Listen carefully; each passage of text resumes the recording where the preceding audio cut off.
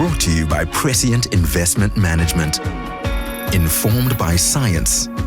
Guided by insight. Prescient Investment Management is an authorized FSP. Welcome to Honest Money. We're talking about a subject that's kind of close to my heart at the moment, around environmental, social, and governance factors and how that impacts the world of investing.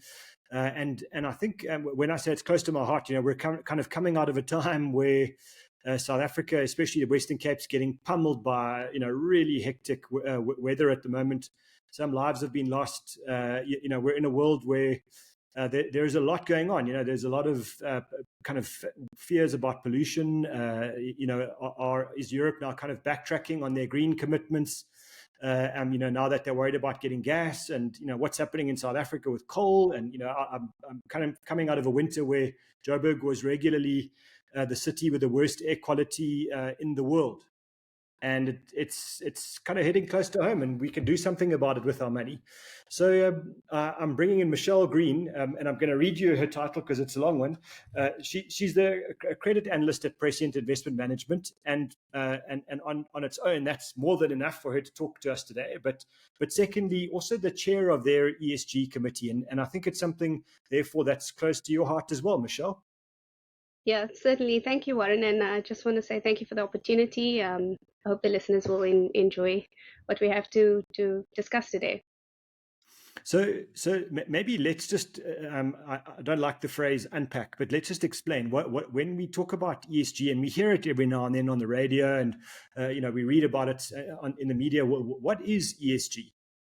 I mean, very simplistically, if we break it down, the E is for the environmental pillar.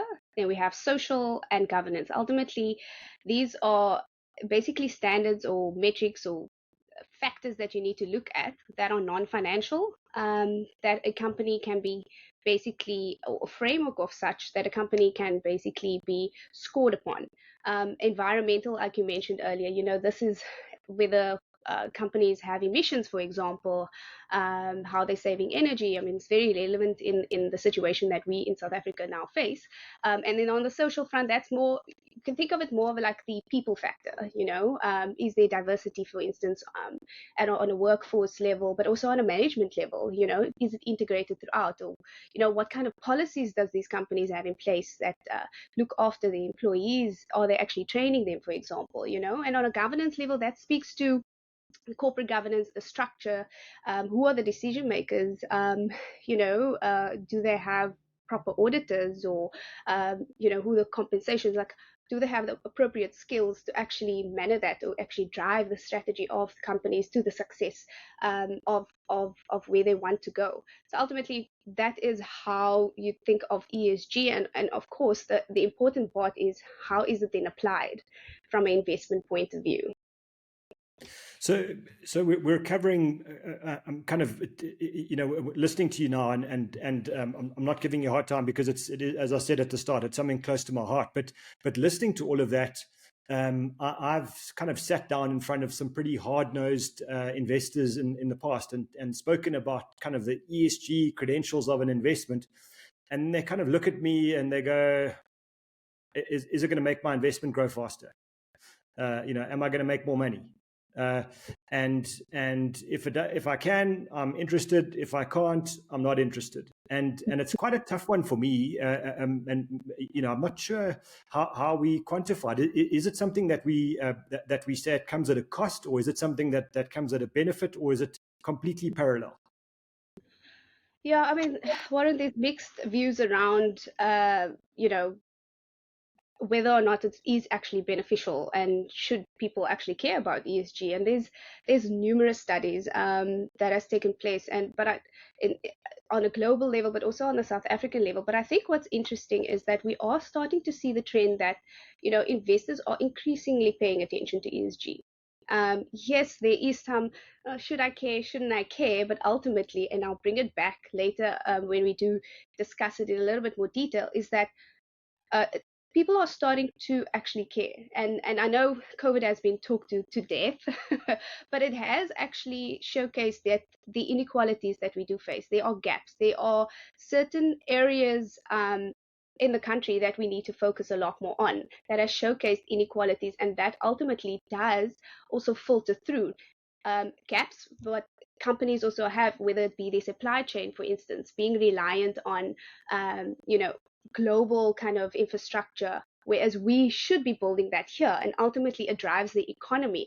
What it ultimately has is knock-on effects. So if you ask the question, should I care about ESG? Yes, I think it's very prominent that we should, because it has indirect impacts. If you think about companies that couldn't operate during COVID period, a lot of jobs were implicated, right?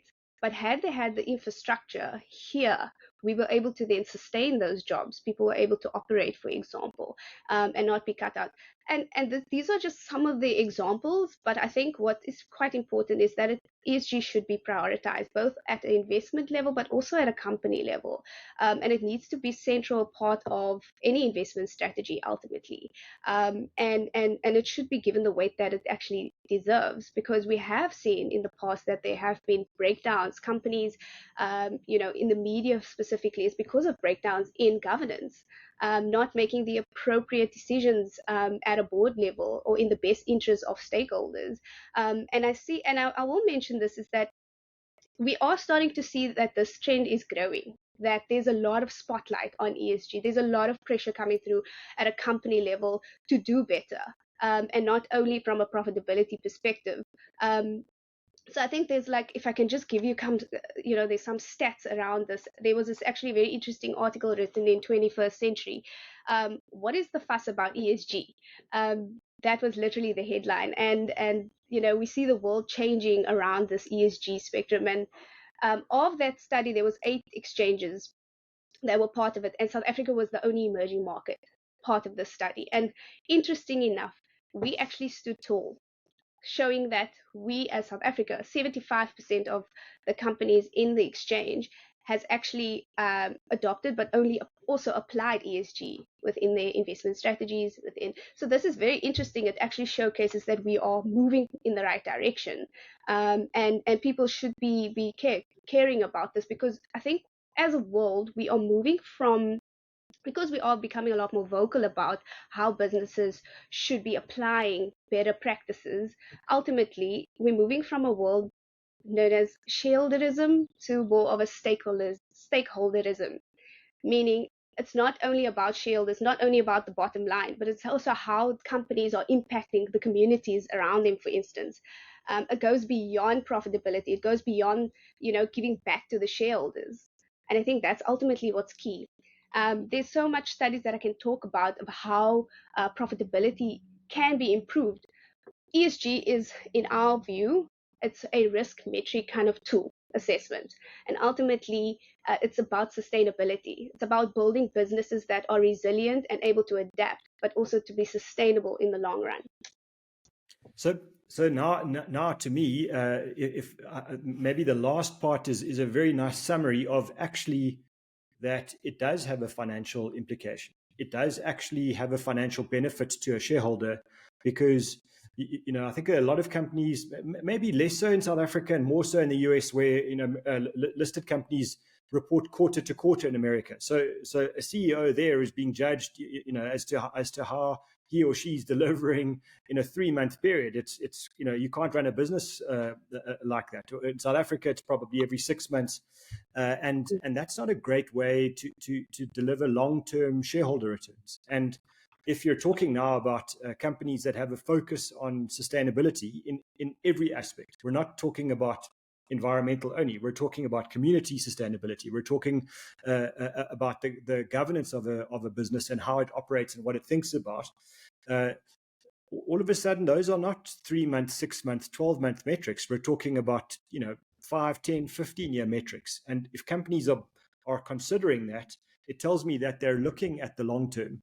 And all of a sudden, if they have a bad 6-month period and the profits aren't great for 6 or 12 months, but they've built a much more sustainable way of doing business, it suddenly sounds to me like alignment of management, shareholders, the broader community. Yeah, I think that's definitely an interesting point, because I think I'm totally on board with what you're saying. There should be an alignment of interest. I think we need to think broader. We need to go beyond, and it's not just about a tick box approach to say, look, part of our profits are going towards community spend, but actually, we as investors, we want to know, how are you actually impacting these communities? Give us a number, show us like what was the number of jobs that was actually created by investing here, how many schools have been funded, but also how many kids were able to go through school by getting the appropriate equipment, or providing them with technology that they wouldn't have access to prior that investment. I think it goes beyond just tick boxing approach. Like I said earlier, it's not just about the bottom line anymore. As investors, we need to ask the tough questions to say, look, as a company, how are you actually driving this? Do you have alignment of interest? Are you actually incentivized to actually push the agenda of ESG and go beyond just making sure that the company as a whole is growing? Yes, the company needs to grow, of course, so the economy can grow, but that knock-on effects, I think we need to make sure that the governance structures, the people that are driving the strategy, is actually appropriately skilled, but also competent enough, and that the alignment of interest is throughout, or driven rather, embedded within a company. And I think that is quite crucial, because it speaks to not only the values, but also about how is a company going to succeed and provide longevity, but also sustainable jobs, and to grow the economy. Because ultimately, I mean, we can talk at length about where we are as an economy and why we're not growing. There's so many jobs that have been lost, but I think for me, when I think about sustainability, is that transfer of skills. That you might have been retrenched, but have you actually been skillful, or rather trained up to get that skills to carry it forward into another role, for instance? And I think that is quite key when we think about ESG. Don't think about ESG in isolation of sustainability. It's about making that responsible investment decisions, and being equipped to do so. Now, I think, just coming back to your point of earlier about the US reporting on a quarterly basis versus here on a 6 monthly. Yes, of course, we are a little bit disadvantaged to information, and that is actually what we are trying to flesh out, is that we need transparency, we need consistency across the board. We need more or rather transparent, consistent, reliable information from companies to actually give us the information, so that a financial institution or the financial market is able to be in such a good position to be able to make informed decisions. Because ultimately, our duty is to look after people's savings. This is their pensions, and we have a huge responsibility. We need to take care of and make sure that we have the correct, or rather informed decisions, or rather information. So I think we need to really stress that the information and the drive of ESG needs to be at the forefront, very much around the board tables, when you're discussing, where we're going to invest our money as a company, or where we're going to be spending our capital expenditures. I mean, it needs to be on the agenda, and tabled as much importance as any other matter, I think. So what's interesting to me is the early days of ESG. It felt to me like they were kind of driven by kind of fringe activists, and I've always got this kind of image in my head of kind of a flower child, wearing tie-dyed clothes, and with a placard outside shouting at a CEO of an oil company. And I think we're long past that now. I mean, now we've got some pretty sophisticated analytical people. I mean, you're an example of that. People that you feel the whole dynamic has changed. I feel the dynamic has changed, where it's not easy now to do kind of a greenwashing or a tick box, a whitewashing of a company's reputation. This is about kind of getting to detail and actually holding companies to account. The thing that kind of bothers me with this is how do we kind of make firstly the companies care, and secondly investors care more? Where's because to me, it can't be confrontational. We can't be sitting there and saying cancel culture. If a company is not moving in a direction, just sell the share and destroy the jobs of that company as well. I think there must be a better way. And so for me, it feels like we need to do a bit more talking and a bit more reading, and it's not just Michelle talking to the CEO of a polluter. It's got to be much wider than that. Yeah, 100%. It's very difficult to actually to do that in isolation, and I think it does take a good group of people, and it does take a big voice in order to push the agenda. So me myself, I can be sitting there asking the question, but I think the rest of the investment community needs to go and with pressure. And I think there are bodies, stakeholder bodies that assists in this regard. But interestingly, in considering ESG, we have to just take a step back and actually look at the benefits of what it could potentially look like. There's so many studies where it showed that ESG potentially can enhance returns, mitigate risks, for instance, also alignments of, like we mentioned earlier, alignment of values, but also to contribute positively on to the environment, for instance, to the communities, to the social outcomes at a broader level. By taking into account and considering ESG, that has a growing prominence, it should be an integral part of your decision making, part of your responsible and prudent investment practices as a whole. So having said that, I mean, there's so many global trends going on right now, and I think it's a trend towards sustainability. It's a trend towards responsible investing. There's a drive for net zero. I mean, we hear a lot of these jargons. There's the drive towards net zero, and there's a lot of initiatives obviously being put in place to ensure that ESG aligns in the South African context with international standards and best practices, right? So the question, why should you care? Look, I think there's so many studies, and I just want to actually mention just two interesting facts. Is that one, was reading an MSCI paper that basically spoke about how ESG affected the credit risk, but also performance. And it was actually found that companies that had a higher ESG rating rather, ultimately they tended to have stronger cash flows, so leading to stronger performance. Ultimately, bottom line, right? There was obviously also with that came lower levels of risk. And less frequent severe incidences.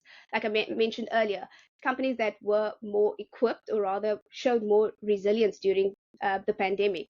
And this has actually been proven by MSCI through better rated issuers or companies rather. And obviously, this then embeds in a company's strategy going forward, because you're always thinking about the long term. You're not just thinking about short-term returns. And there should be a balance between risk and reward, right? Building a business that is sustainable but also resilient and able to adapt should incidences occur.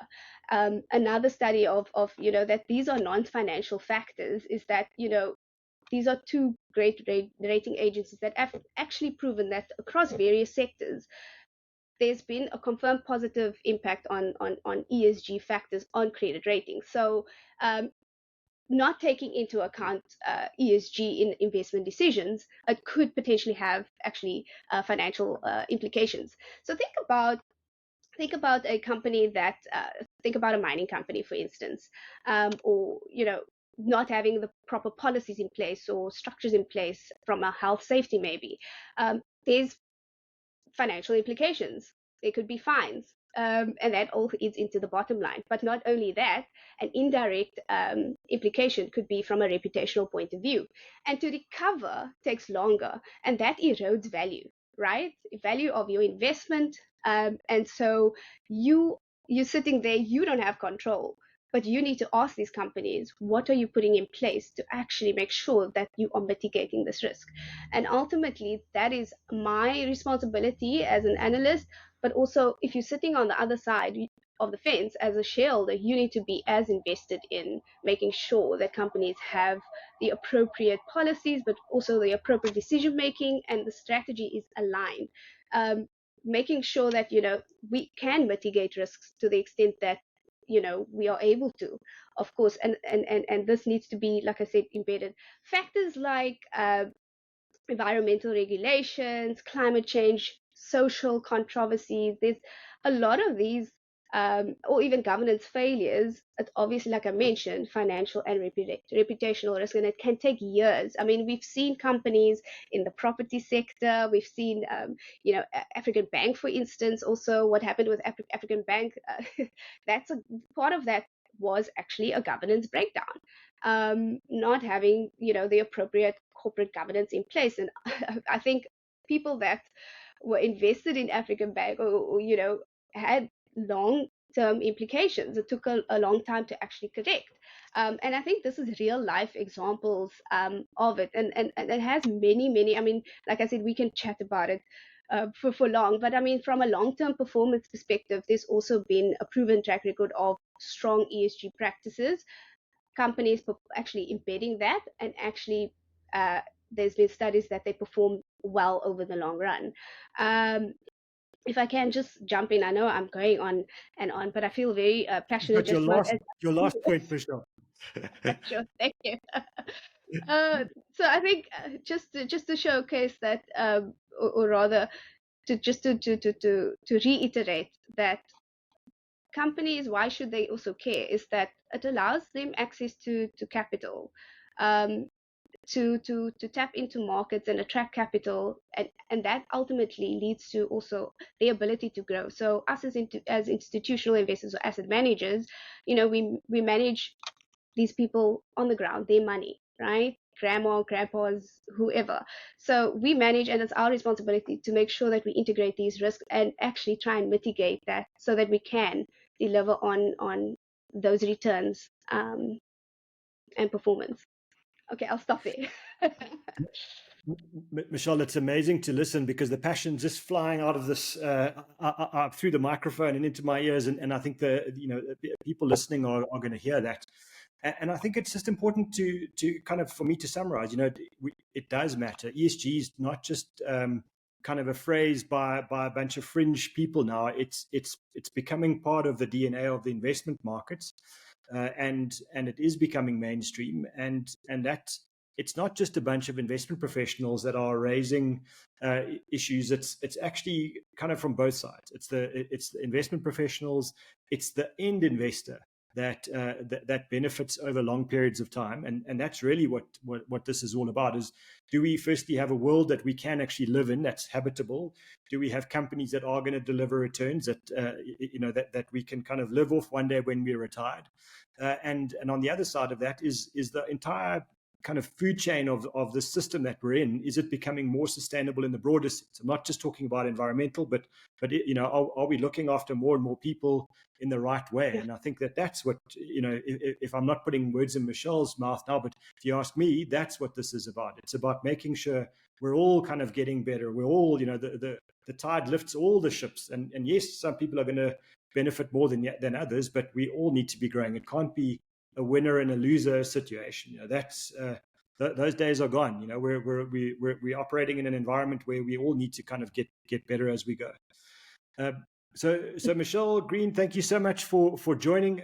We've blown through our time by many minutes already, but I think it was worthwhile to kind of have this conversation. And I'm hoping that we'll get you back on the show again. And I hope that it dries out there in the Cape. Thank you so much for your time. Thank you, and thank you to your listeners as well. Chat soon. Brought to you by Prescient Investment Management. Informed by science, guided by insight. Prescient Investment Management is an authorized FSP